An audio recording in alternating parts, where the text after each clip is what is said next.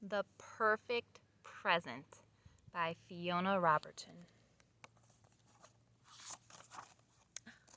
Lots of gifts. The Perfect Present. Chapter 1. The night before. Henry was too excited to sleep. He was thinking about the enormous pile of birthday presents waiting for him downstairs and trying to guess what Spot was going to give him. He was guessing in alphabetical order and was currently at T. Is it a trip for two to Timbuktu? No. Is it a totem pole? No. A trampoline? No. Spot had actually bought Henry a fishing rod. Whenever they passed the window of Mr. Angling's shop for anglers, Henry would push his nose up against the window and gaze longingly at it. If only it was mine, he would sigh. Spot couldn't wait to see Henry's face when he opened it. It was going to be the perfect present. Chapter 2. The Surprise. Morning came, and Spot and Henry raced downstairs. Henry ripped open all of his presents from his mom and dad, his sister Olivia, his uncles, aunts, and cousins. He was just about to open Spot's present when the doorbell rang. Ding dong! Henry's grandparents had arrived, and they had brought a strange and wobbling box with them. They carefully placed it on the floor in front of Henry. There was a loud and sudden woof! An outburst! A dog! Yelled Henry, with a waggy tail, a soft wet nose, and a warm furry tongue. He's perfect!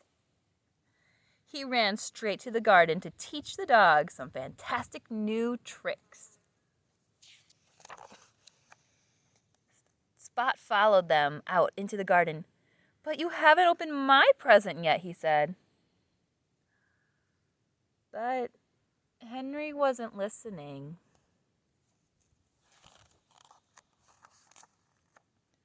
Spot was miserable. Henry's always wanted a dog, and now he has one, he thought.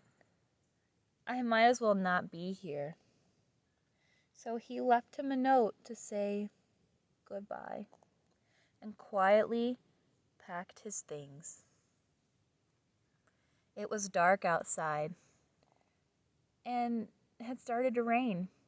He shut the door softly behind him and set off on the long journey back to his old house.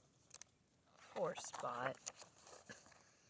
It was still raining when Spot came to the river. His suitcase was too heavy to fly with, so he jumped in to swim across instead. But the rain had made the river too fast and too strong, and Spot was tumbled away downstream. He desperately grabbed at the branches of a tree as the river swept him past, then clambered unsteadily to the top. The rain carried on raining, and the river rose up to meet him. Spot was stuck, and he didn't know what to do. Crack-chow! It's lightning. Chapter 3. The Rescue. Meanwhile... Roof? Huh. Oh, Spot! Oh, no! Spot had almost given up hope when he suddenly heard shouting in the distance, and his heart jumped. Henry had come to find him.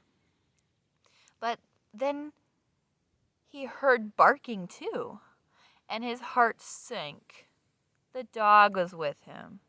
There was a flash of light, and the dog came slowly sniffing over the hill.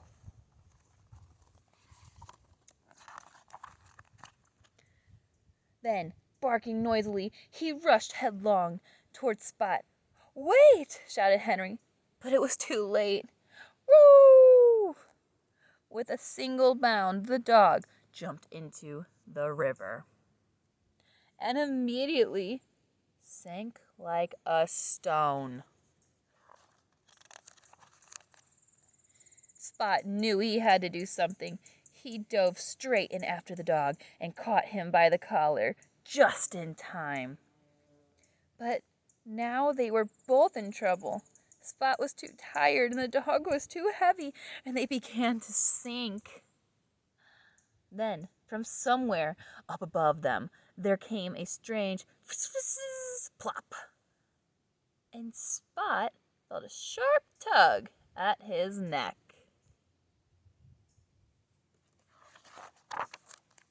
He looked up, and there was Henry, holding his brand new fishing rod and smiling.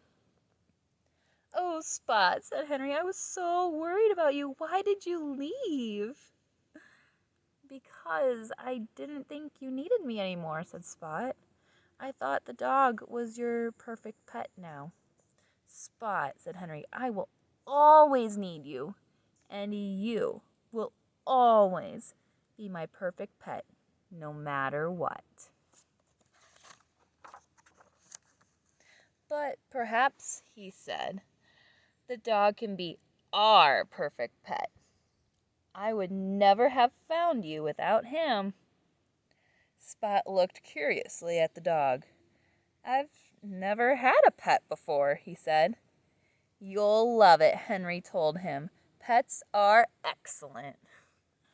"So," asked Spot hopefully, "do you like your birthday present?" "Spot," replied Henry, "it's absolutely perfect." The end. The perfect present.